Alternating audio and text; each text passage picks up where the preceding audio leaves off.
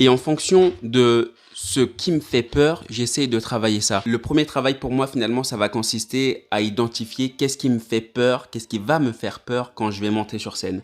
Par exemple, quand je fais mes prises de parole en anglais pour tout ce qui est scientifique, ce qui va me faire peur, notamment pour moi, c'est la prise de parole en anglais. Donc j'essaye de travailler ça bien en avance pour bien que je puisse avoir le vocabulaire qu'il me faut pour m'exprimer, etc. Donc là, je me focalise sur mon expression en anglais.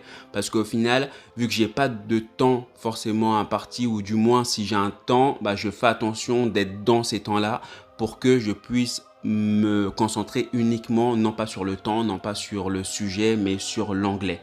Ensuite, tu as la crainte de bah, est-ce que je vais être assez bon pour mon sujet? Est-ce que je vais maîtriser mon sujet ou pas? Bah, là, pareil, quand je constate ça, si c'est une crainte qui va venir, bah, j'essaie de travailler mon sujet bien à fond, lire des papiers, lire des manipulations, revoir mes expériences, mes résultats, etc.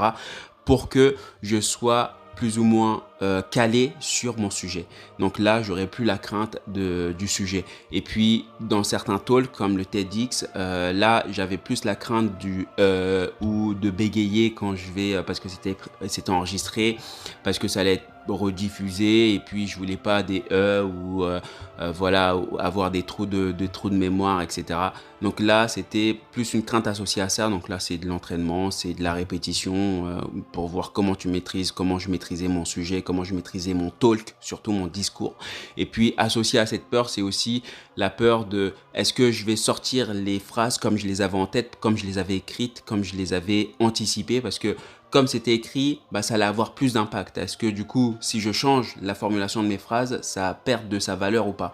Donc là aussi, c'est une autre crainte, c'est la crainte finalement de sortir les phrases comme je les avais anticipées, comme je les avais dans la tête. Mais là, pareil, c'est de l'entraînement finalement, l'entraînement de la répétition sur les discours à aborder. Et puis, il y a d'autres craintes qui peuvent arriver, c'est la crainte du jugement des autres. Finalement, en fonction de comment je vais être sur scène, bah, les autres vont me juger, je vais recevoir des avis des autres, les autres vont penser telle ou telle chose de moi. Et cette crainte-là, je m'en émancipe assez rapidement puisque je me dis, finalement, je peux donner le meilleur de moi-même et le jugement des autres, j'ai pas la main dessus. Donc, ce que je fais, c'est que je donne le meilleur de moi-même et j'en suis fier. Et puis, bah, ce que vont penser les autres, ce que vont dire les autres, bah, c'est plus entre mes mains. Donc, ça sert à rien que j'essaye de maîtriser ça alors que c'est plus entre mes mains. Et puis, il y a certaines peurs qui peuvent être associées à la peur de la foule, à la peur de parler devant quelqu'un d'autre. Là, encore une fois, c'est de l'entraînement, ou alors essayer de fixer une personne de confiance, tu vois, une personne